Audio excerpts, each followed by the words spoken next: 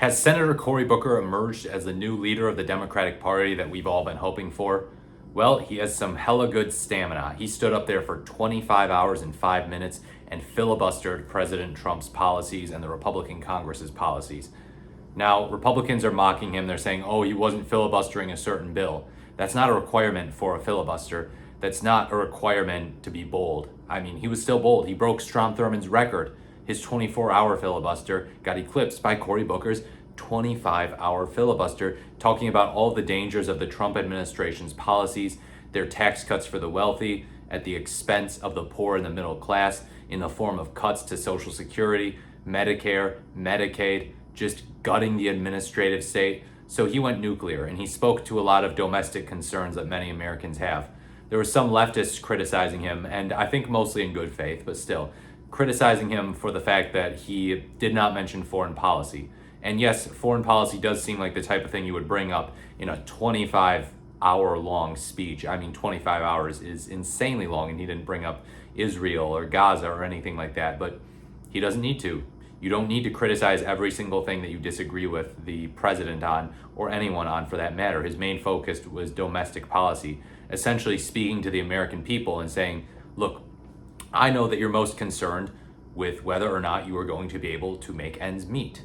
And I want to address that. And I want to tie that in to the current political climate, tie that into the current political party in power, and how they're going to make it harder for you to make ends meet, harder for you to survive. So I think it was well done, even if you can criticize him for not talking enough about other issues such as foreign policy.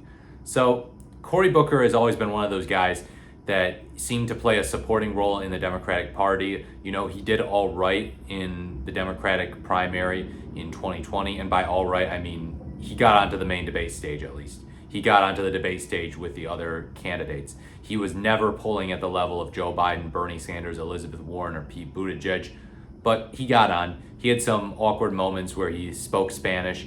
But yeah, he made a mark to some extent. You know, getting on the debate stage is a good start.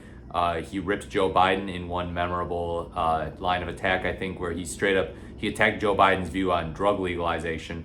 And I remember he said, I thought you might have been high when you said that. That was a notable moment. So he's not afraid to attack people in his own party when he's running against them. And he does so in kind of a corny dad joke type way. And he's even admitted to that. He said, yeah, I make dad jokes.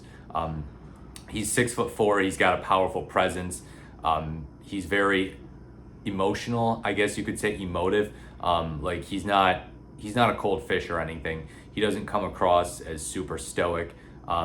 So yeah, definitely on the passionate side, which I think people could benefit from seeing in the Democratic Party, because let's face it, Trump is very much on the passionate side. And we know that there are some Democrats who are saying, yeah, I want us to have our own version of Trump. Not that Booker is the Democratic version of Trump, but he channels some of those elements, the jabbiness.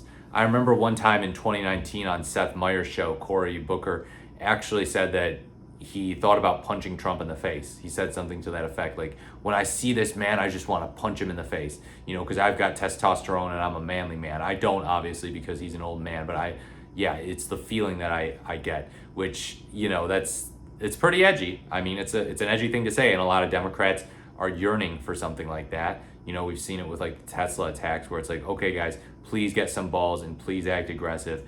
When they go low, we should go equally as low, if not lower. No more of this Michelle Obama, they go low, we go high thing. So yeah, Booker's not afraid to take the gloves off. He's not super vulgar or crass or vicious, but he's fairly progressive in terms of policy. And I mean, he's not like Bernie Sanders or Elizabeth Warren or Tim Walz or something, but he's got some progressive bona fides. Not necessarily the darling of progressives. He's been criticized by them for example, voting against cutting the prices of drugs, getting cheaper drugs. That's something that is important to a lot of progressives, a lot of populists, and he voted against that in 2017. And a lot of progressives still haven't forgiven him for that, from what I can tell. And then, yeah, he also takes a lot of money from AIPAC, which is something that may come to haunt him in a Democratic primary, especially if the Israel-Gaza situation worsens, if Israel starts getting more aggressive and starts getting more negative publicity among the left, which, you know, the left is paying very close attention to what Israel's doing because what Israel's doing is pretty harsh. So yeah, he does have that to worry about. He's not one of those people who wants to get money out of politics either, because he relies heavily on donors, and notwithstanding some of his progressive stances on other issues. But yeah, he is a guy who does take big money.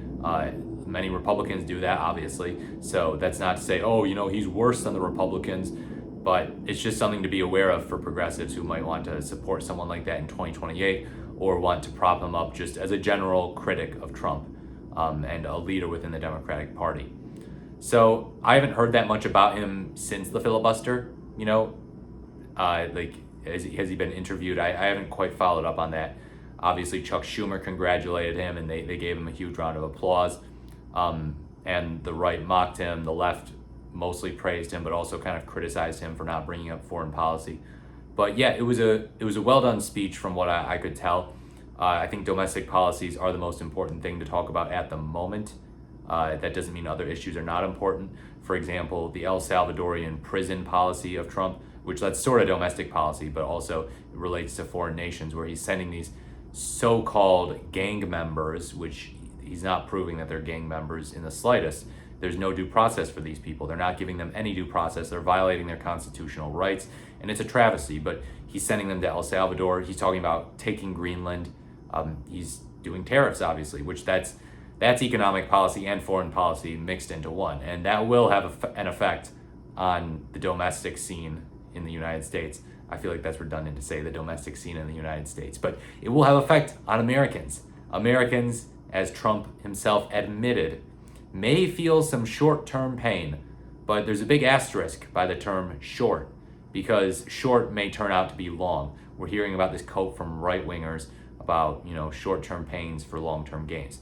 And so Cory Booker, talking about domestic issues, would be correct to hit home at that issue. Now, obviously, we got the Trump tariff news, the so-called Liberation Day news after Cory Booker's filibuster.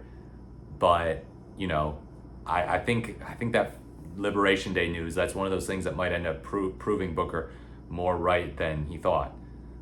Someone suggested the idea that, well, Democrats should do this more often. Why don't they get up there and give speeches? And it's like, well, it's one of those things where you don't want to be too showy all the time. If you're doing it every day, every week, the American people might start to think, okay, I don't like Trump, but this is getting a little dramatic. And they might be right on all of the substance or most of it. But, you can't just keep beating the drum forever. You got to make things like this seem a little more special, a little more rare.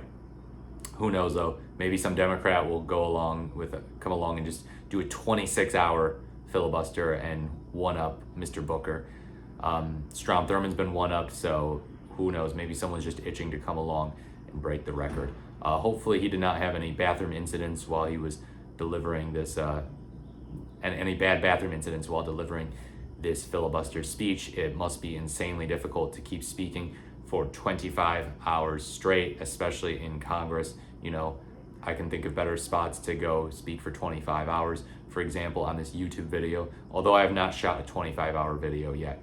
But yeah, Cory Booker, I could see him becoming a more influential figure during Trump's second term, I don't know about as a 2028 candidate, but within the Senate, I think that what he did was very deliberate. I think that he's got a chance of resonating most strongly with centrist Democrats, not so much progressives for some of the reasons I laid out about progressive apprehensions toward him vis-a-vis Israel, vis-a-vis drug prices, and some of the stuff they've criticized him for.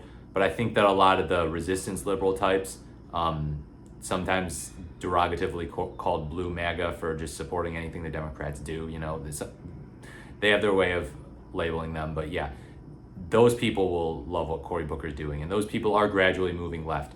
The American people want someone to criticize Trump. They obviously want someone to lay out their own affirmative vision, but at this point, it's like, yeah, Trump is doing so much insane stuff that we have to focus mostly on calling him out. Call him out first, advocate for your own affirmative vision second, because centrists, blue MAGA types, center-right types, former Republicans, yes, should all be uniting with leftists to say Donald Trump and his agenda, the agenda advanced by the Republicans in the House and the Senate, which seeks to harm working class Americans, which seems to help only the wealthy, that agenda needs to be stopped. That agenda is bad for Americans. So get into lockstep and say, we're going to put our differences aside for another day, and we're going to call out this absurd, this rotten agenda. If that means aligning ourselves with someone who disagrees with us on something, so be it. And progressives have plenty of reason to disagree with Booker for some of the issues that he's fumbled on in the eyes of the progressives. But got to recognize solid criticism is solid criticism. Let me know what you think in the comments below. Like, comment, or subscribe to the channel. Thank you so much for watching. This has been The More Is the Merrier, and I look forward to speaking to you in my next video.